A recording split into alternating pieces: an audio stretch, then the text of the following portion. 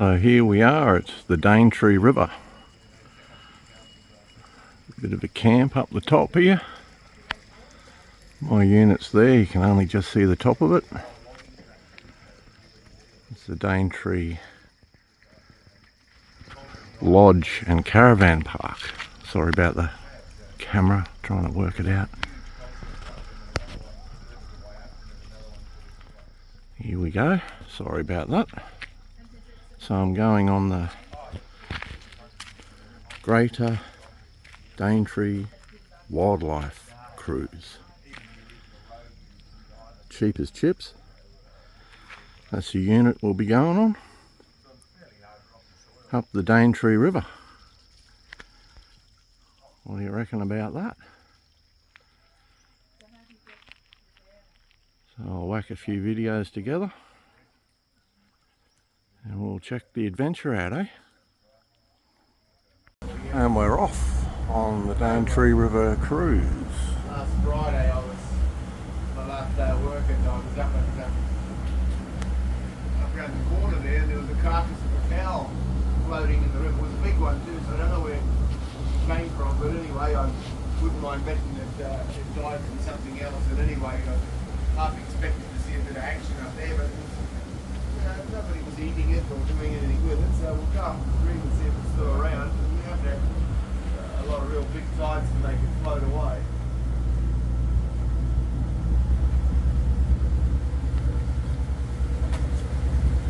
Not usually that much interaction between cattle and crocodiles, but there's a dead one in the water. It was warm enough. The crocodiles are a little bit like, how would you call them, vultures or scavengers. They'll have a go, but if they're not hungry or if it's too cold to digest, they won't. So. Lovely river. Blue sky starting to poke through there. So Here we go, just passing the Stewart River. That's what crocodiles will eat. This is the Daintree here, and this is the Stewart River. I'm just going to go up and have a quick squiz. The last night's tide got to, so it gets bigger tides at the night time.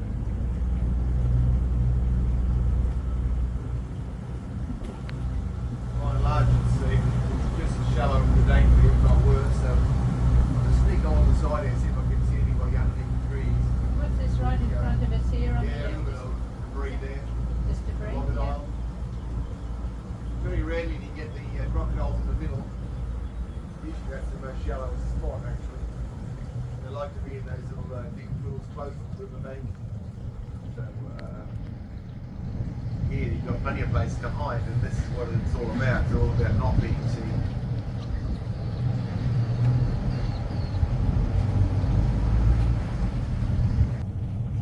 So this bridge here is supposedly 8 metres high at low tide. The floods were 16 metres, so it was 8 metres over the top of this in the floods. 3 bridges across Stewart's Creek, but not a single one over the Daintree. So this was the industry or the place to be, back in the 1920s. So all these bridges, that bridge got replaced in 1962, so it was an old wooden one before then. Yeah, I drove up there yesterday. Yeah. There's a little croc. Here's a little croc in the Daintree. I don't know if you can see it. A bit hard to see, it's under the water there. So yeah, it's all about that's stealth. That's how stealth they are. The crocodiles will be much better at determining that than you and me, but I think it's warmer in the water. If you haven't been on the beach on a rainy day. There's a dead cow on the side of the river. The crocodiles haven't eaten it yet because it's too cool for them to digest it.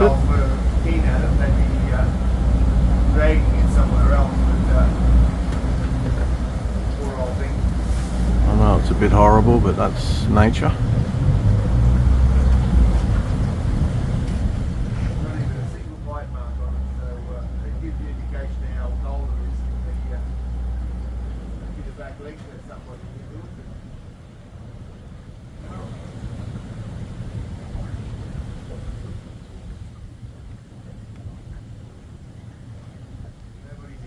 might have died in giving calf or something. It could be, although it's definitely not a cow that the farmer would sell for meat because she's got horns.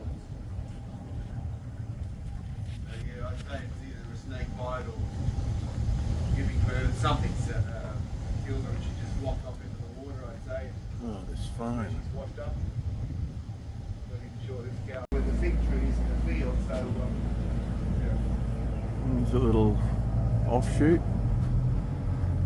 This will, in springtime, become Lover's Lane for crocodiles. Because there's no real place for crocodiles to sit. Call it Lover's Lane. No one's really territorial in it. Quite often Can't see any crocs. Springtime, it's starting to get warm weather, so this is a bit of, it's a coolish but not too cold spot. It's been very, very quiet, I think, because normally there's getting in here full of weed bed and seagrass, but all this very fine sand is lying on top of it and it's killed them all. I don't think there's a lot of tucker in here. Normally you see tarpon and things like that jumping around the place. I think we're just going to have to be a little bit more patient and wait.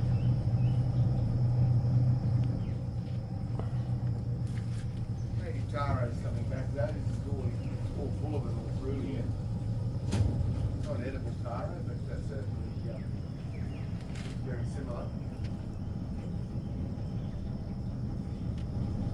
But yeah, sand makes things sterile. Even the birding and ducks aren't as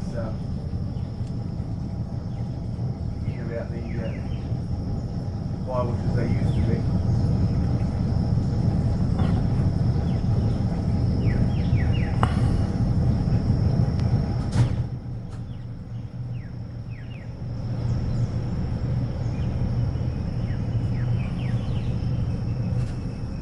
Little offshoot from the Daintree River. Some circles, dingoes are considered not a native dog. Burdekin Which I ducks. find just bizarre because they've been on the continent for the last 40,000 years. So, Yeah, but you can't say the same of pigs and stuff. I mean, Cook released them, you know, over funny 200 thing years is, you know, ago. your but- ostrich farms they used to have in South Australia years ago, and they've all gone. They just basically left the doors open and the ostriches went wild because half of them went broke. So you will see ostriches now running around, but in some bird books they're considered native birds now. My name's Jed. I'm going to be your skipper now for an hour, so just feel free to ask me anything as we can cruise around.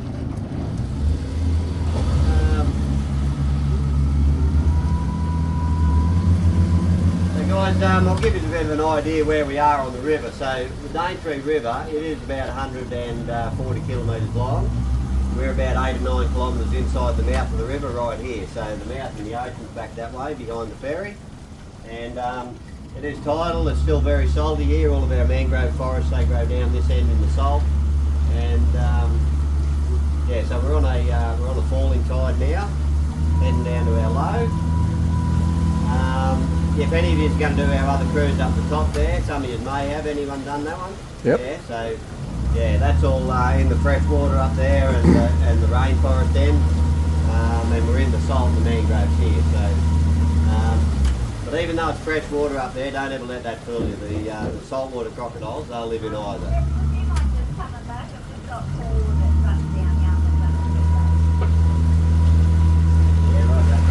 Yeah, so the salinity of the water doesn't matter. They'll live in either, you know. It's all about the temperature of the water. So we've just got to pick a couple up that come down from our other cruise that we're running a bit late. We'll do a circle.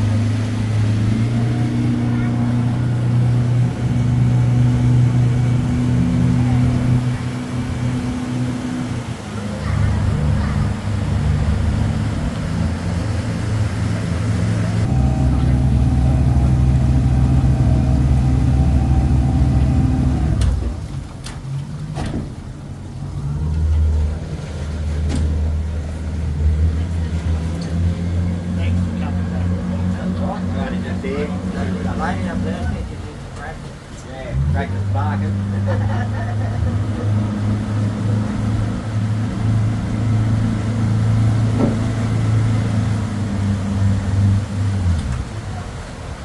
So Yeah, you will see a bit of flood damage as you go around. We've lost a lot of nature strip along a lot of these banks to our side when the cyclone hit. So yeah, when it hit here, I don't know, they might have sold up the top, but yeah, we had 3 metres of rain here in sort of 4 days. So this river went to an all-time high, about 17.5 metres. The highest had never been recorded before that, back in 1912 with 14. So it beat it by 3.5 metres. It was pretty a hell of a lot of water. So to give you a bit of an idea, you know, a bus it goes out this over that side there, goes out, I don't know how far, a fair way anyway. But it takes about a 10 or 11 metre sort of flood to break this bank. But anyway, it did, so it went right out past the highway out there where you turned in to come here, right to the mountain range there. And if you take notice when you leave, there's a couple of houses right on the turn off there. Those houses out there, about 4k out, they were underwater. So yeah, it's a bit hard to imagine how much water there was. That's what makes this country, doesn't it? Yeah. The silk. Yeah. Yeah. It's in the Daintree village up there for about 12 days, 13 days or something. But when it stops raining, it sort of gets away, you know, it takes about probably 4 days for it to come from the head sort of through. So, you know, when it stops, it gets away in about sort of 4 or 5 days. So, When we have a lot of flood, a lot of rain, like that head of the catchment, which is a huge area, yeah, it can take 2 weeks to get through. yeah, it's about, from the head of this one, it takes about 3 days to come through. 3 or 4 days down here. Yeah. Wild roof there, you can see that's a brick home there. They got rescued off their roof at about 2:30 that morning with a big rush come down. This house that we're coming up to is built on stilts. It's only about 2 years old, but it was built above the 14 metre mark. So, you know, that was the highest ever record. So, but yeah, it wasn't high enough now. So I went over the eaves on this house easy. Yeah. 19 metres where I live. Okay. 19 metres where I live. 19 metres. Yeah. Yeah, where's that? Ipswich. Ipswich. Yeah. Yeah, that was big flood. Yeah. Went over my gutters, and my house is 13 above river level. Yeah. That's to the ground. Yeah, to the ground. Yeah. Yeah, well I know that when they put that one there, a lot of people said, oh, it's built right there on the river, but the verandas are above the 14 metres, which, Yep. you know, they're talking back in 1912, the last, you know, it's long, you know, you'd think you'd be pretty right, but anyway, we've got a new record here. Yeah. New recorded record anyway.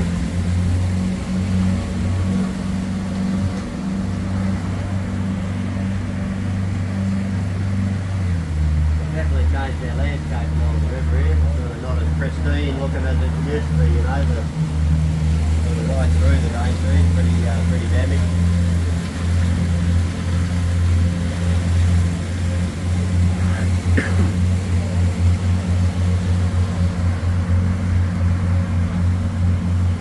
That fella, or the greater egret they call him, one of the fishermen on the river. Always living on the edge.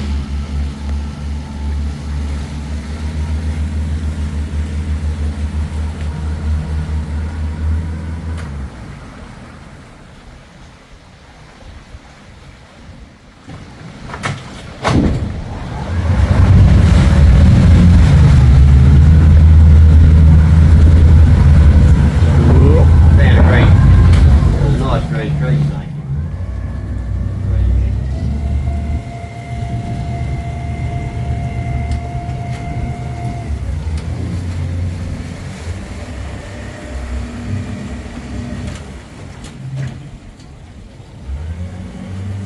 Tree snake.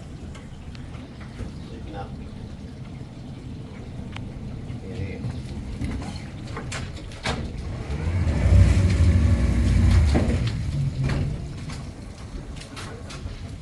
Put a blue light on him. See my blue light? He's right there.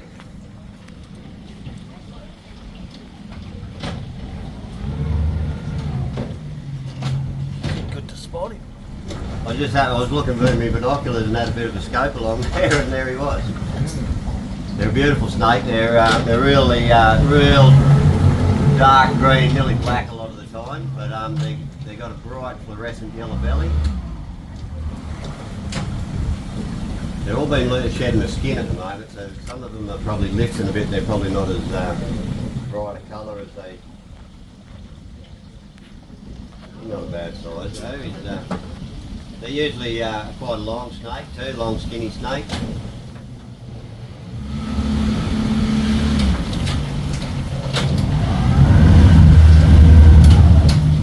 They usually, a lot of the time when you come close like this, they'll sit their head up and have a bit of a look. Yeah, so that, his belly, he's starting to lift his skin, so he's not quite as pretty as he normally would be when he's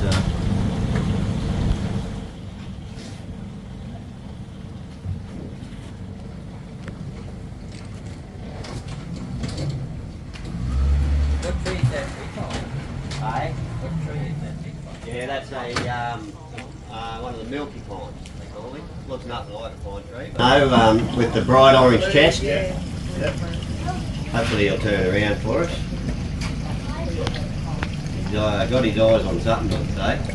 If you watch his little head, this fella, he bobs up and down like he's got the hiccups all the time. They all do it.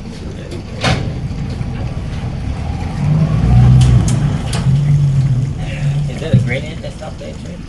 Yeah, that's it. And them leaves. Yeah. Yeah, that's them. Yeah, that's the one with the little green bum on him. Yeah. Little, they make a bit of like a caveat. Like, yeah, good on steak. That's running out. When we get our bigger tides, a lot of tea tree up in there, and it brings out all the tannin. And there's a bit of a hole just here. And yeah, when it's running out in the dirty water, sort of the bait fish and that sit under the dirty water. The barrow sit under them. So you run a net around here? Yeah, well, I get jolly with that in the day. And there's his mate. And he's got his back to us too. There you go, there's a bit of colour.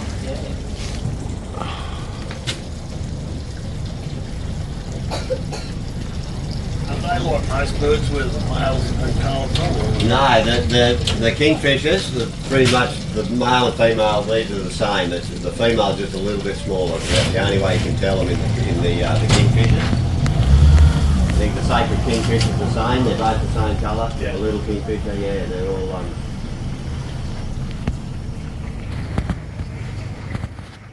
So out of the ones we see on the river, we got this fella, the azure, we get the sacred, and then there's a little kingfisher. He's only about half that size, fully grown. He's a little ripper, he's a little bit elusive though. But out of all of our kingfishers, right from the kookaburra right down to the little, most of the others, they're fishermen too, but they'll forage a little bit in the forest and stuff. This little fella, the azure, he's just a dedicated fisherman, that's all he does. So this is where you'll find him, about that distance above the water. He nests in the riverbank as well.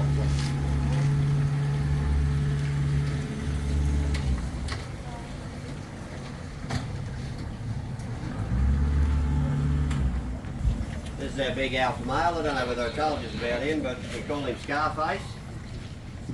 He's about 4.5 metres long and 600 kilo. Got one of his girlfriends here with him too.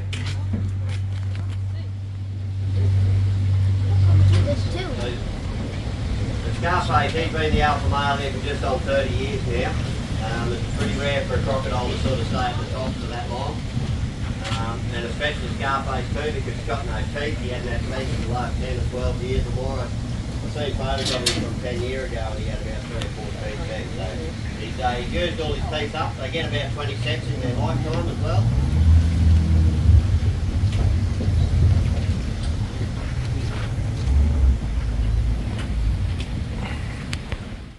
Their name's Dusty.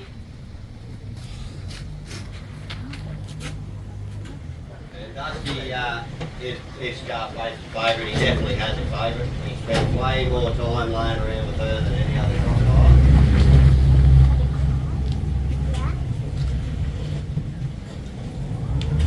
been happening for the last 20 years, they tell me, the old timers. She's about 35 years old. Scarface is up in his 70s, sort of 70, 75. Yeah, he's still going strong. He's still the boss, even without teeth. And a couple other big young males getting big though. There's one fellow we call Bender down the river here. He's over 4 metres now, but I've seen Scarface chase him down a couple of weeks ago, so he's still got their luck on him yet. No, it's all left to for nature here. They pretty much left alone. Crocodiles here, the numbers don't change much. They seem to look after themselves. It's all about their food supply. Here on the Daintree, how it sort of works, for every 5 or 6 k's of river, you'll always have one big alpha. You'll have maybe 6 or 8 of these females. Then the female's very territorial within that 5 kilometres. And what he does, he just cruises up and down, he visits them along the way like he's doing. And, she's got a big fat belly. She's had something big last night, yeah, so they've actually got quite a small stomach. Sorry about that. But, yeah, so a couple of Photography. fish every night, that's pretty much, that's when they're very active and do most of their fishing at night. But they've got this way, they've got the strongest gut acid of anything that lives, so they can digest quite quickly. So they, when they do get a big meal, like a feral pig or anything, which they quite regularly do here, there's a lot of pigs about, yeah, they store the fat in their tail, in that big base of their tail, and they can go for 8 or 10 months. So when there's a lot of fish about, they can sort of gorge it, digest it, gorge it, store the fat, and then, yeah, 8 or 10 months they don't have to really eat.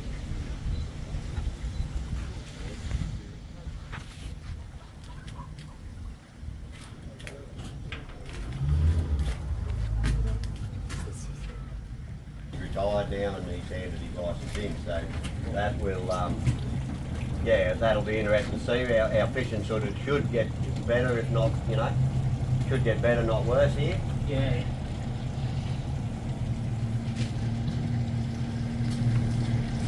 They're quick on the land. Yeah, but only for a very short distance, so that's why, you won't find them any further than 4 or 5 metres away from their water usually, so yeah. For them, they need to be able to go 1, 2, 3, 4 and sort of hit their water because this is their safe place. But you can sort of, you can outrun a croc on the land, but in the water, different story. They can swim about 25 kilometres an hour, so very fast. That's like 12 knots or something. That's going. That's they get going with their tail, and they get a bit of a dolphin motion going, and they are super fast. Yeah, and explosive too. Like they go 2 lengths of this boat, big fella like that, chasing a young male. In a couple of seconds, like bang. Yeah, they're pretty quick.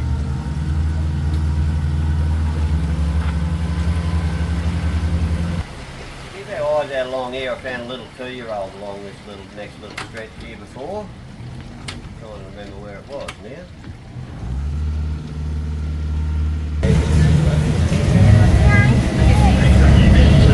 Yeah, just about 2-year-old. They're sort of our littlest crocodiles on the river. We've lost the nest here to the floods the last 2 years running. Normally this time of year we'd have a lot of new little hatchlings getting around, but so these little crocs, guys, they've only got like a 1 or 2% survival rate too. So, out of every 100 of these little fellas, only ever maybe 1 or 2 make it to an adult. So what happens when they're little, for the first 12 months they're very vulnerable. So, the barramundi will take a few when they're little, like they're only 6 inches long when they're born. Barramundi take a few, the bull sharks, but the ones that really clean them up in the first 6 to 12 months, believe it or not, are the birds. They're their biggest predator. Put a little crocodile.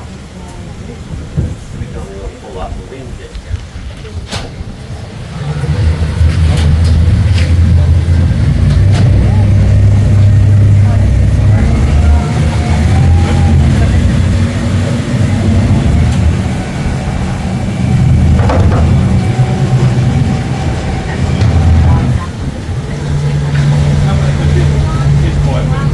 Sorry about the photography. Yeah, pretty. Yeah, their teeth very sharp. I don't know what the strength of a young crocodile, little crocodile like this is, but a crocodile has the strongest bite of anything that lives. So I'm sure he'd probably, yeah, he'd do a fair damage to a hand, I reckon. I know up down at the Rocky, they actually take their mouths up, Yeah. even when they come out of the shell. Even when they're little, yeah, because they are super sharp, them teeth when they're little. Yeah, so you got your, you know, a 4 metre crocodile like Scarface, they talk about 5,000 to 5,500 pounds per square inch of bite force. A 3 metre female, like the little female there, about 3,000. So, yeah, like even if he bit you on the leg without his teeth, he'd still be able to crush the bone in your leg, you know, there's that much power. So, old Scarface, without any teeth, whenever he gets a feral pig or anything, which he does quite regularly, he sticks her up here in Stinky Creek, and then he'll guard it for sort of 3 or 4 days, and doesn't let anyone else near it. And then he'll bring it out, and he's got a bit of a spot up here he often goes to, and he just smashes it around, and so it comes apart a bit easier for him. It still takes him a bit of a process, a couple of days, but he gets through it eventually. Sorry, here's a question. Yeah. Can crocodiles jump out of the water, and how far can they go? Yes, so they do naturally jump in the wild, and they can come right out of the water the full length of their body pretty much to the tip of their tail with their back legs hanging. I saw one of our females up here last year. She come out of the water, and I just missed it, but one of the other fellas seen it coming around the corner, 2 big pythons mating in the tree. And she came out of the water, spoiled the whole show, and she got one of them. One got away, yeah, about a 4 metre, 5 metre python it was, a big scrub python. So yeah, they do naturally jump in the wild, so we don't have to teach them to jump.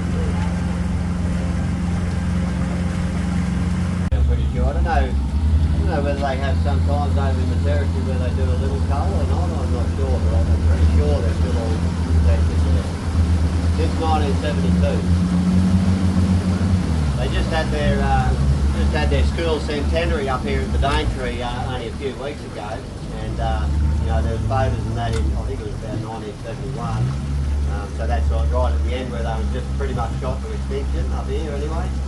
And yeah, there's photos on there. They used to have the kids would go down to the boat ramp where we do our other cruise from, and that's where they do swimming carnival.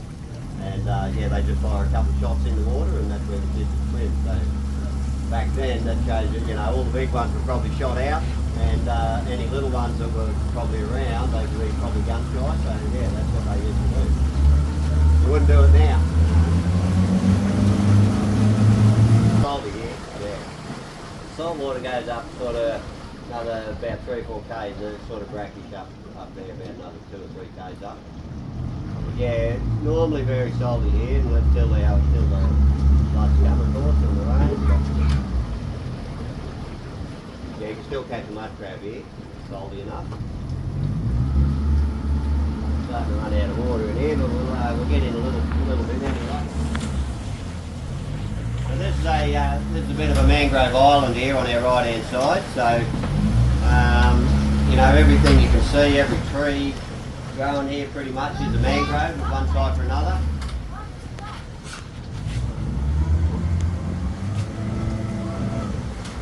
There's 69 different species of mangrove in the world. We've got 37 of them that grow here, so there's nowhere else in the world where there's that many different species of mangrove. There's a pot up here. Hey? There's a pot up there. No, not at the moment.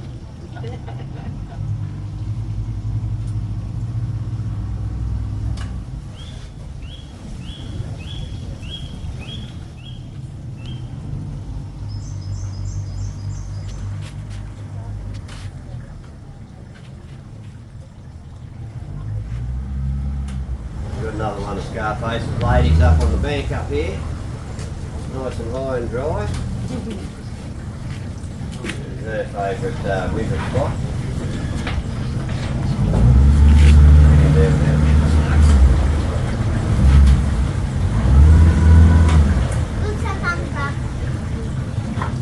This one we call a scooter, this one. So when we get close, you'll be able to see all the things on a crocodile's tail, they're called scoots. So she's missing a couple of scoots. She's got a couple of gaps in the tail.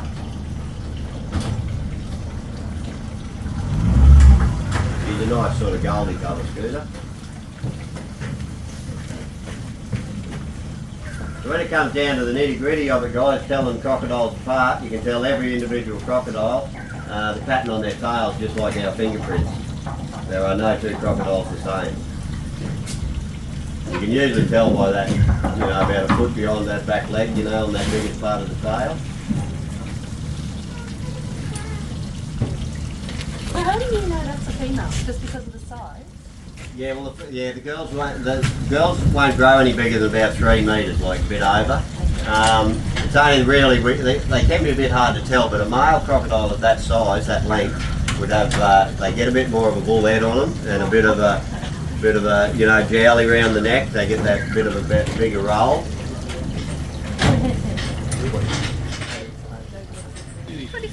24.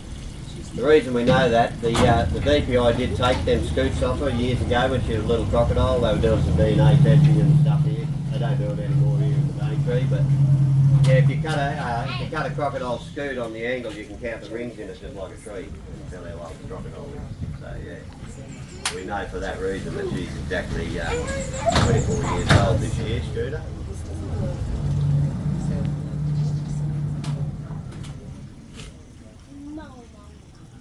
Tide, a lot of sandbars and that. The Daintree River, they only average it at about 1.5 metres deep over the whole 140 k's. So it is on a low tide, you can be a navigator's nightmare. But there is a bit of a current line, a lot of deep holes on the bends, and like expected on the forest edges up in the rainforest there, it's pretty deep. But predominantly across the middle, she's quite wide but very shallow.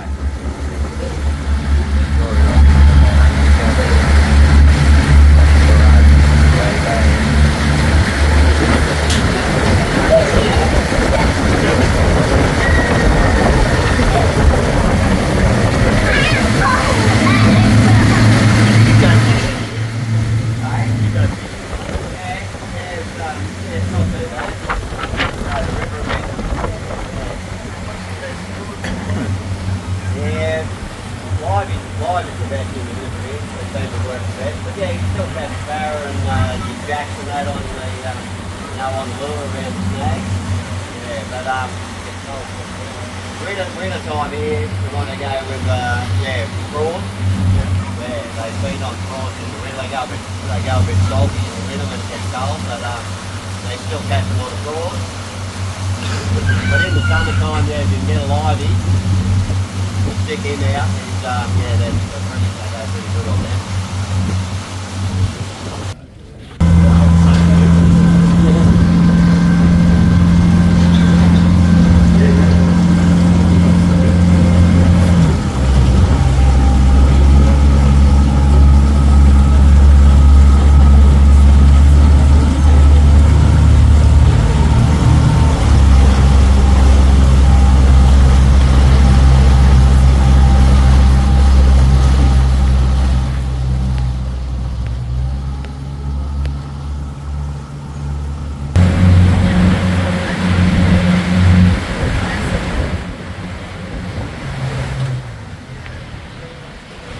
Sorry about the photography.